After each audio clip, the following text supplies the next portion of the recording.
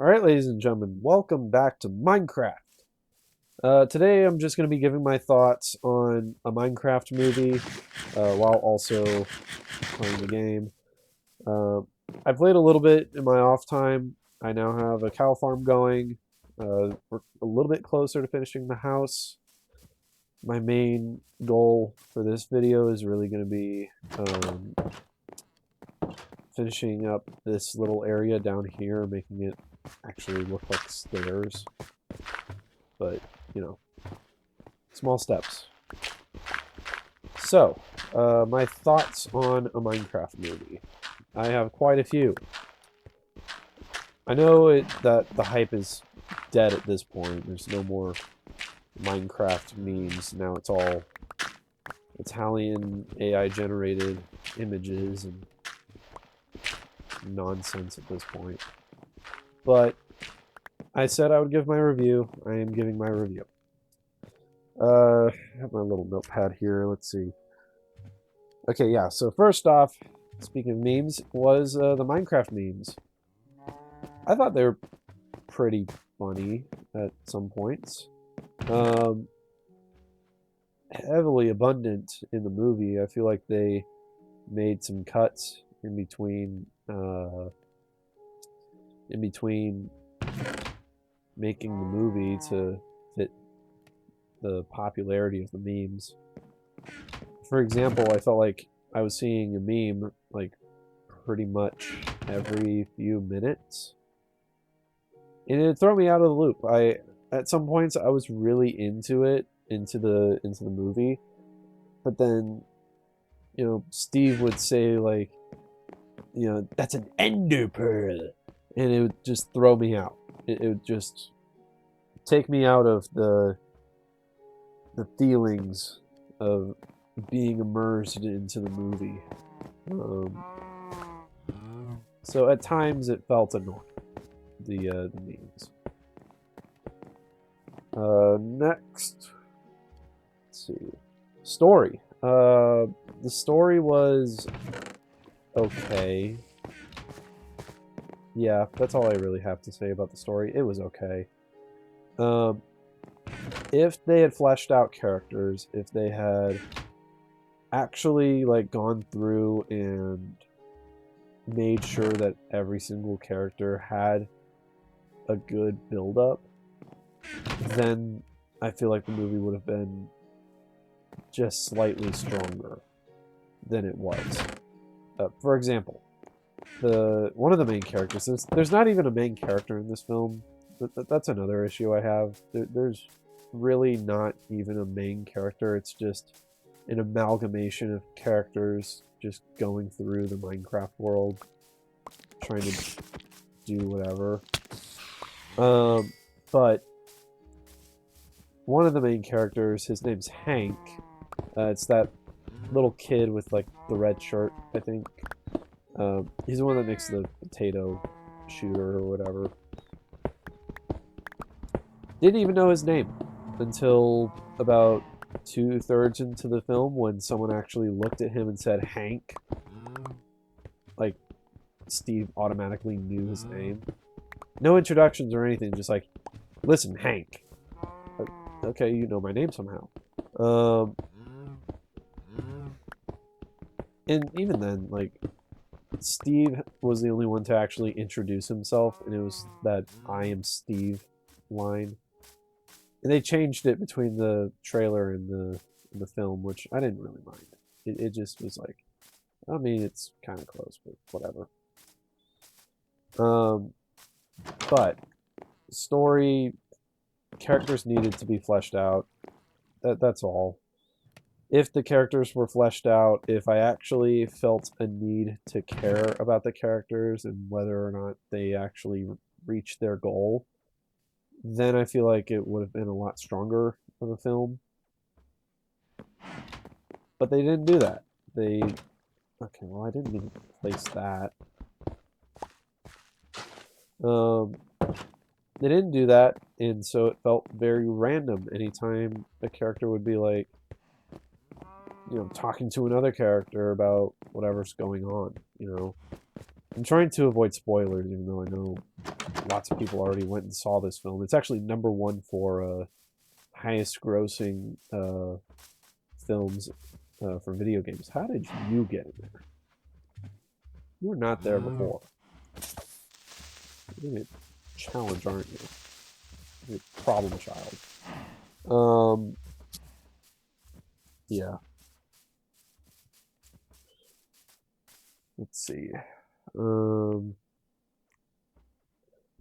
Let's talk about Steve real quick. Why not? Steve, I don't like Steve at all.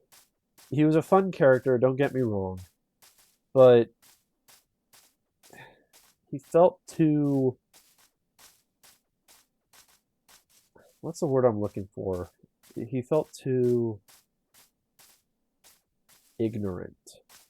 Yeah, he felt too ignorant to the Minecraft world. For example, he goes mining, like, because that's his dream, is to mine coal, I guess, or destroy stone or whatever. That's his dream. He goes, he does it, and then he discovers a Minecraft, the Minecraft world. And instead of being super freaked out or like, whoa, how does everything work in cubes? Like, how is this thing living? How is this possible? Instead of looking at it from that point of view, he's just like, whoa, I can grab dirt and I can throw it on the ground and it places. Wow. Just not a care in the world as to how everything actually works. Not a care in the world that at night the undead rise from the ground. Not a care in the world that skeletons are just walking around with bows and arrows shooting at him for no reason. Like, just nothing. Well, obviously he had a care in the world that, you know, he was getting shot at, but my point still stands.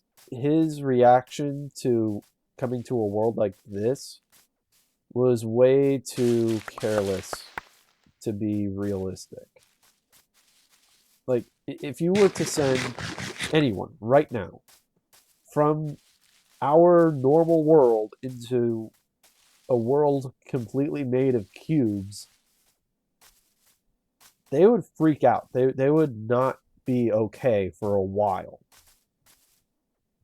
But yet Steve goes in and he's just like, oh wow, this is cool. I can build whatever I want. Wow, pandas are dancing with me? That's awesome. Not like pandas aren't dangerous creatures at all, you know, like, just whatever. I don't know. He just, there's something about him that just didn't feel right.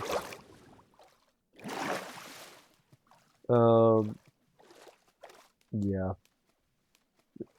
It was just, there was something missing in his reaction to discovering the world.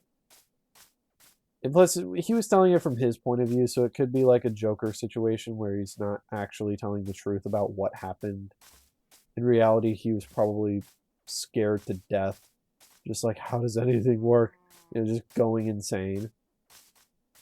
Which, by the way, he probably is. I saw a video that someone made about the reality of time in that movie and how many years he was actually stuck in the Nether. Given every day night cycle is like 20 minutes or so, he was stuck in there for like, I want to say like 20 years. Especially given like he entered that world without gray hairs, like young, ready to go, and he finally got back to the real world with gray hairs like all over, at least all over his beard. Like, time had to have passed, especially for the fact that all of his stuff got sent to a storage unit for auction. But I don't know. I feel like there was something off about his reaction to everything.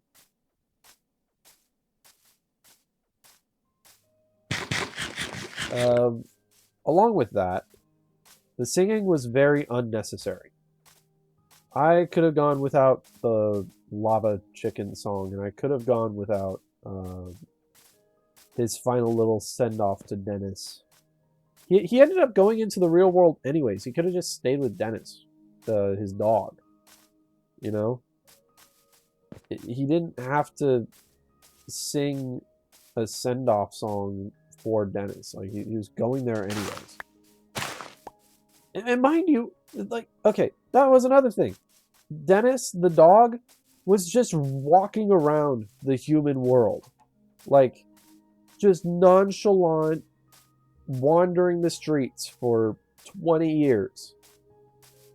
How did A, no one ever notice him, B, no one ever noticed him and called animal control, or C, no one ever noticed him and thought aliens were, taking over the planet, or experimented on him? Like, how is this dog so cubed?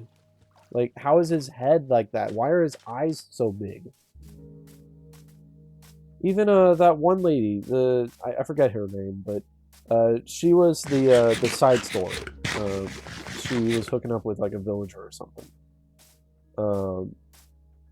She pointed out, "Wow, your head is so big," but then brushed it off like it's normal.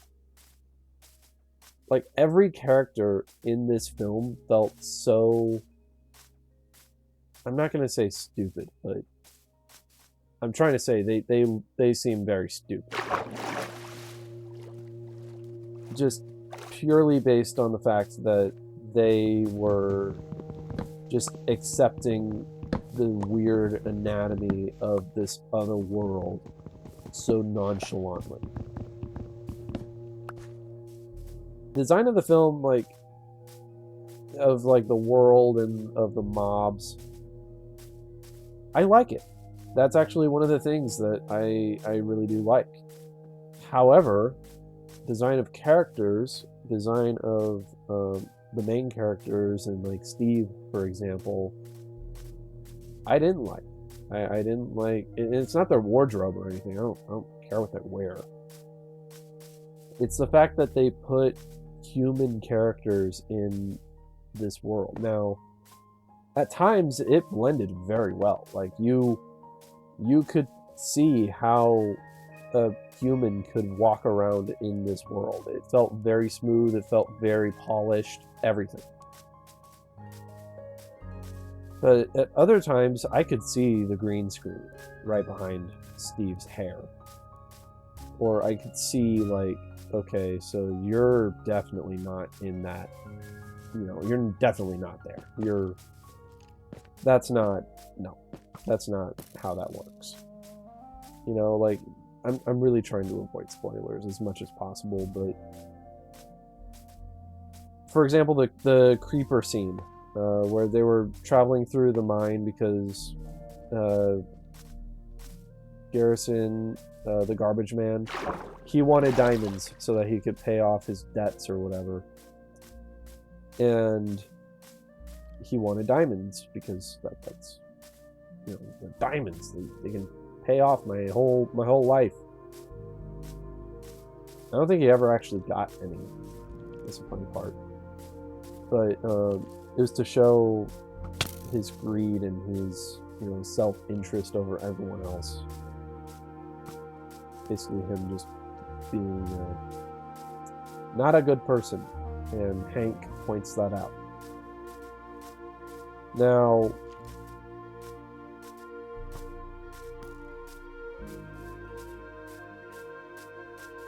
if they had gone the original route, so for example, there's some concept art for when they were originally making the film back in like 2014 or something. It was concept art, and it was a mix between animated and real life still, but it looked a lot nicer. It was like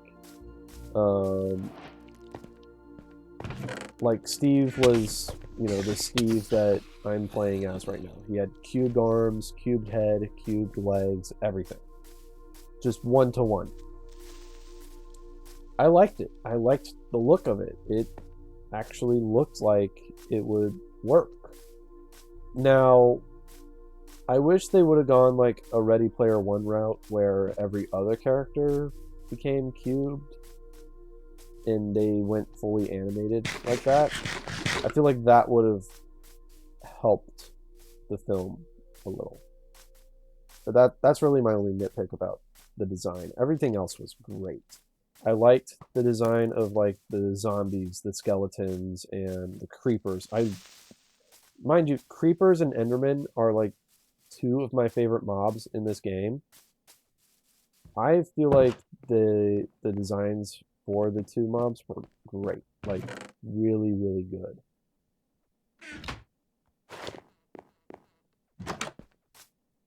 The single Enderman that we actually see in that game or in that movie. That's another thing that I really didn't like. There was no explanation over how Steve got some of the things that he has. So, for example, we all know the scene that there's the elytras, you know, coming in hot, water bucket, release. You know, like we all know those scenes. How did Steve get that elytra? Because he seems fearful enough of zombies and, you know, creepers and, you know, all these other mobs. How did you have enough confidence to go into the end and get that? Like, how? So then, if Steve is not confident enough to go into the end and get the elytra himself, how did it get to the overworld? My only guess is the old man that we see in like the trailer and like the in the beginning of the film. I think that old man was actually the original Steve of this world. For example, if we were to just here, for example, if we were to just take off all of this, this is the old man that we see. This guy right here. This is not Steve's, like Jack Black's Steve. The person I am playing as right now is the old man. Steve just so happens to wander into the same world that the old man had already been building and probably getting rich off of. And, you know, he already beat the Ender Dragon one time, so he got elytras. That's my only explanation for that. Outside of that, that whole scene should not have existed. In the grand scheme of things, it really should not have existed. But it's a kid's film.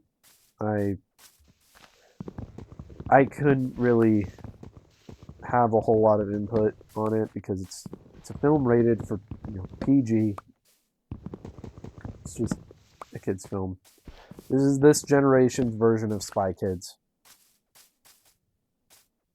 You know. What else? What else do I have written down here?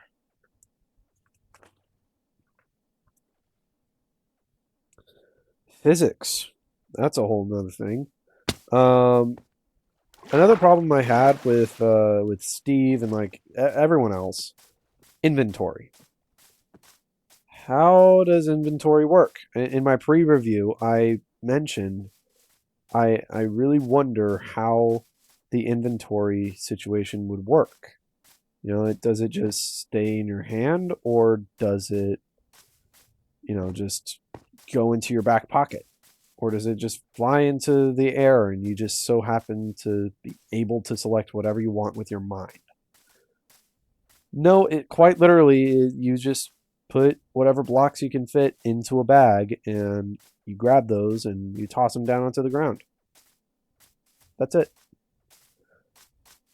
Or Or as we saw with Steve building his first house, he just pointed and they went up into the air and then somehow stuck exactly where he wanted them to stick. Okay, I guess that's how we're gonna go with that. Again, it's a kids film. It's not supposed to be, you know, fully explained or, realistic or anything, but I don't know. There's something about it that was just not fully fleshed out, I guess. I don't know. What else? What else? What else? Last little thing that I have for my review of a Minecraft movie, I really wish they would have gone into other biomes. So, for example, they only stayed in like Steve's village and then they went to the Nether. Steve's village is in like a valley. That's quite literally how the game was originally made, is just valley, a village here or there. No sand, no nothing, just valley. It would have been really cool if they had to go to like a sand temple to get TNT, or if they had to go to like a whole different area in a dark oak forest to get to the Woodland Mansion and not just have to cross a bridge and oh, okay, well, we're there. Like, exploring these other biomes is part of Minecraft. That's part of the village or hotfix or whatever that they released for experiments. You could set villages or villagers to only trade certain things in certain biomes, so you're forced to go to those other biomes. Even a snow biome would have been really cool to see, but they didn't have the budget, I guess. I don't know. It is set up to have a sequel. Spoiler at this point, I guess.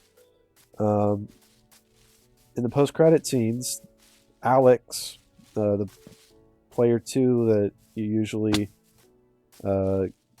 get when you access player 2, Alex was introduced. She was living in Steve's old house.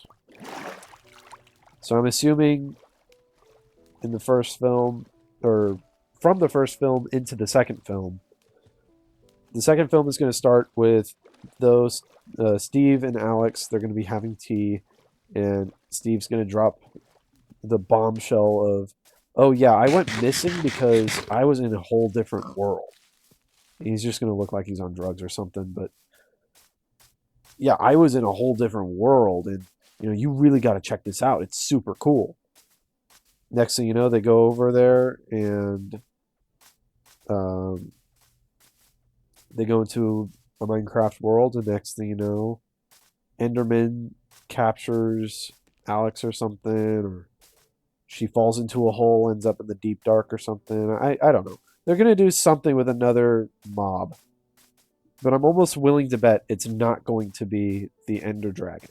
They're probably going to make us wait and juice out any little bit of story that they can get from every other mob before they introduce the Ender Dragon. But that's just my thought. It's either that or they're going to go into a Minecraft world and we're just going to see them slaughter every boss. And they're going to find the end portal and they're going to have it set up. But then, they're going to be too scared because they're just like, okay, well, what's on the other side of this? What if we can't come back? That, or like they go in and they send out a distress signal to Hank and Natalie and to Garrison or whatever. They're gonna do something like that. I have a feeling. But I don't know. I don't know. It's all set up to be a whole saga, so I don't know. We'll see what happens. I don't even remember. Why am I traveling so far? I'm gonna lose all my stuff. I've just been walking around and I don't even know what I'm looking for. I don't remember at least. What was I looking for? Oh yeah, wood. That's what I was gonna go for. I was gonna collect wood. Even though I don't really need it. Oh no, I wanted logs. That's what it is. Ow. Yeah, I'm gonna get back to the house and then I'll end the video.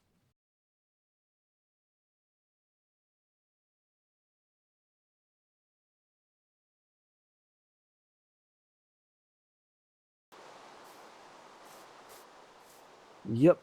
I'm just gonna dig myself a hole and cry. Yeah. I'm just gonna end the video here. It's it's okay. I can always look back and just travel in my own time. Uh, please like, subscribe.